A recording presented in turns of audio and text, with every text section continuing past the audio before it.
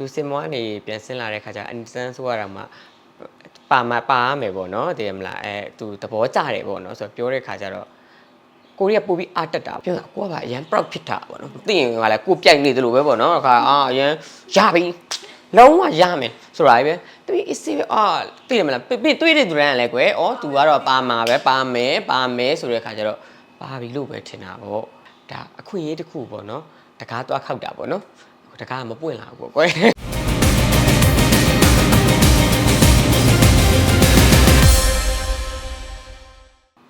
မပါဘူးဆိုတာတိချင်းပေါ့နော်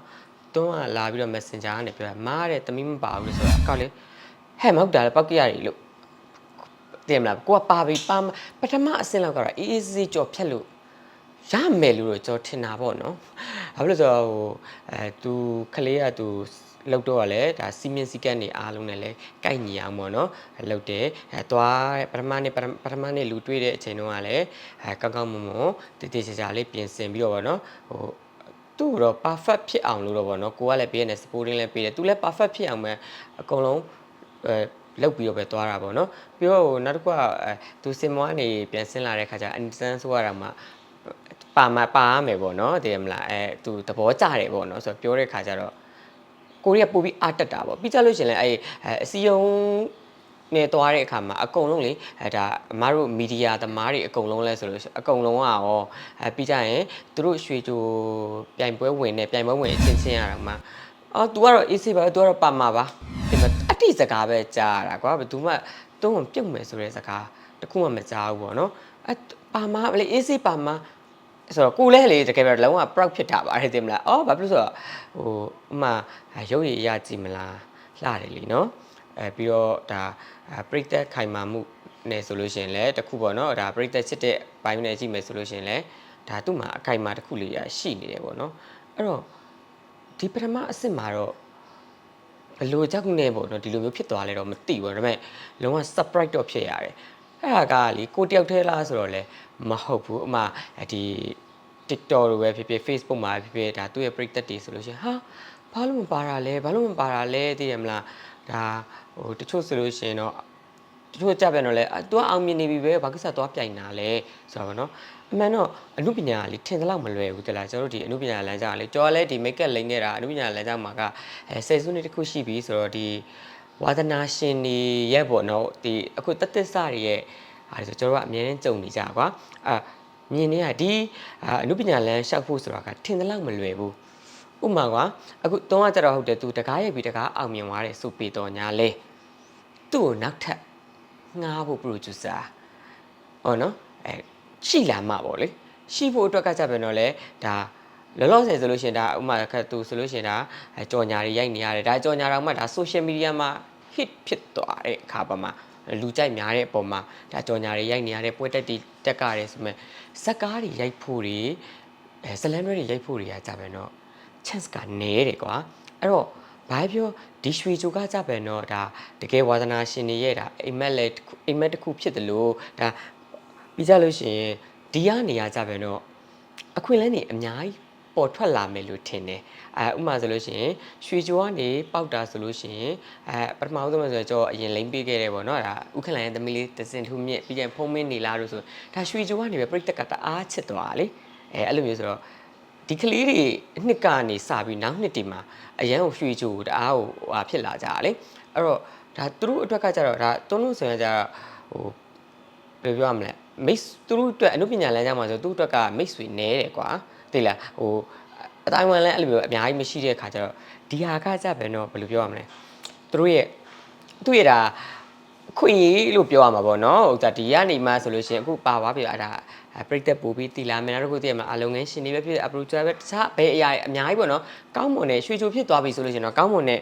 ရလက်ကတော့90%မှာနောက်90%ကကြာကိုစူးစမ်းဖို့မင်းသမီးဖြစ်ဖို့စူးစမ်းဖို့90%ကကြာပဲနော်ထပ်ပြီးတော့တက်လန်းလို့ဒါလှေကားတစ်ခုပေါ့ကွာ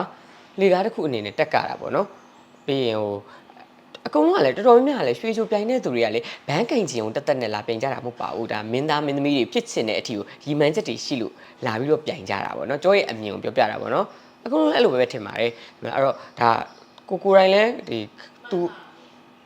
အမှန်ထားတယ်လုံးဝအယမ်းမှန်တာပြီးတော့ တော့အဲ့လိုမျိုးဖြစ်ချင်တဲ့စိတ်ဆန္ဒရှိရဆို तू ပြောမှာကိုကမရက်ကွပြန်ရမယ်လွတ်ကမယ်အော်တော့အားသိတယ်မလားနင်ပါပွားမယ်ပါလို့မရအောင်သိတယ်မလားအဲ့လိုမျိုးဆိုတဲ့ခါကျတော့ကိုကလည်းဖြစ်ချင်စိတ်တအားများတယ်ကွာပြီးကျော်ကအဲ့လိုမျိုး तू မမဟုတ်ပါဘူးဘယ်နုပြန်ရှင်နေပဲဆိုကျော်ကနုပြန်ရှင်မမဟုတ်အပြင်လူတွေလည်းအတိုင်းပဲကိုလိမ့်ပြီးကိုလုတ်ပေးပြီဆိုလို့ရှိရင်အကောင်းဆုံးဖြစ်စီခြင်းနဲ့ကိုလုတ်ပေးနိုင်တဲ့အရာ support လုပ်ပေးတယ်ပေါ့နော်အဲ့လိုမျိုးဆိုတော့ဒါ okay तू ကတော့တမိနင်း AC ပါတယ်ပြီးတော့ကိုတယောက်တည်းတွေမဟုတ်ကောင်းမှာမီဒီယာတွေပဲဖြစ်ပါစေပြီးကြရင်တခြားဒီပြိုင်ပွဲဝင်တွေပဲဖြစ်ပါစေပေါ့နော်ကိုတော့လည်းအော်အမသူဆိုအမဘာလို့သူ့ပဲသူပြပါဘာလို့ပြလာပြိုင်နေလဲအမအောင်မြင်ပြီးသားပဲဟိုဒါပေမဲ့အောင်မြင်နေဆိုတာကဟုတ်တယ်ဟိုဒါပေမဲ့တကားတဲ့အောင်မြင်နေသူဒါပွင့်လင်းလင်းပဲလေတဲ့မဲ့သူလည်းအမှန်တိုင်းပြတာလေသူဇလန်နဲ့တကားရိုက်ပြီးတော့ပရိသတ်ချစ်ခင်မှုအများကြီးကြပါတယ်ဒါပေမဲ့ထက်လာဖို့အခွင့်အရေးကကြပဲတော့အခွင့်အရေးကိုじゃလိုက်ရှာနေရတဲ့အချိန်ပဲရှိသေးတယ်ကွာအိမ်မှာထိုင်ပြီးတော့တဲ့မှာရုပ်ရှင်စကားရိုက်ဖို့တော့ကိုကန်းလန်းတာကိုသိရမလားဒါဟိုထိုင်ဆောက်နေရတဲ့အချိန်မဟုတ်သေးဘူးကွာဒါသူစီးပွားရေးဘက်မှာအောင်မြင်နေဆိုပေမဲ့အမှုပညာဘက်မှာကြပဲတော့ဒါလိုသေးတယ်ကွာအဲ့တော့ကဒါဒီဟာကကြတော့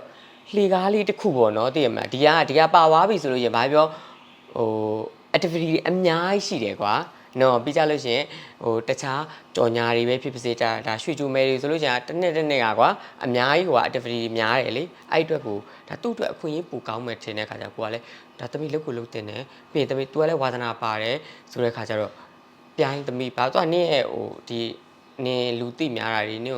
ဟိုဟာဖြစ်တာတွေကကျတော့အဲ့ဒီဟာကတက်ရွှေချိုမဲဖြစ်ဖို့အတွက်တကားတော့အခုမှပရိသတ်တွေကတော့ပြောပါတော့သူအောင်မြင်နေပြီပဲဘာလို့သွားလဲဒါပေမဲ့ဆော့ပြောလို့အောင်မြင်နေရဆိုတော့ဟုတ်တယ်ဥမာကြော်ညာရေးလာတယ် vlog တွေလာတယ်ပွဲတက်တွေလာဒါပေမဲ့ဟိုအဲ့ဒါတွေကကျတော့သူတို့ကကျတော့မင်းသမီးဖြစ်ချင်လို့လေမင်းသမီးဖြစ်ချင်ကြတာလေမင်းသမီးဖြစ်ဖို့ဆိုတာကကြပဲနော်ဇကားတွေရိုက်ရမှာမင်းသမီးဖြစ်တာလေဇကားတွေရမှာတယောက်ဆောင်နော်အဲ့ဒါကအရေးကြီးတာလေတော့အဲ့ဒီအတွက်ကကြပဲနော်ဆိုတော့ဒါအခွင့်အရေးတစ်ခုပေါ့နော်တကားသွားခောက်တာပေါ့နော်တကားမပွင့်လာဘူးပေါ့ကွယ်အဲ့လိုမျိုးလေးတော့ဖြစ်သွားပါအဲ့တော့ဝမ်းနေရပါတယ်တကယ်စိတ်မကောင်းဘာဖြစ်လို့ကိုကအရန်တည်ရမလားအရန်ဖြစ်စီချင်တာပြီးတော့မသိဘူးနော်ဘာလို့လဲမသိဘူးနော်တလောက်လှပါတယ်နော်အဲ့လိုမျိုးဆိုတော့တေချာလေးလဲတည်တယ်မလားဟောပြောတော့လေပြီးတော့ဒီဆော့ပြောသလိုပေါ့နော်ရိုက်ကျွေးမဲ့ဒိုင်လူကြီးမဲ့တူကတော့မှသမီးဟိုဟာဖြစ်တယ်ဆိုတဲ့ခါကျတော့အဲ့ပါအဲ့လိုမျိုးဆိုတဲ့ခါကျတော့ကိုကပိုပြီးမျောလင်းချက်ထားတာပေါ့နော်သမီးအေးစေးဟိုဟာဖြစ်နေတာမှလေကြောကလေဟဲ့ပထမအဆင့်じゃလူပဲတွေ့တာလေ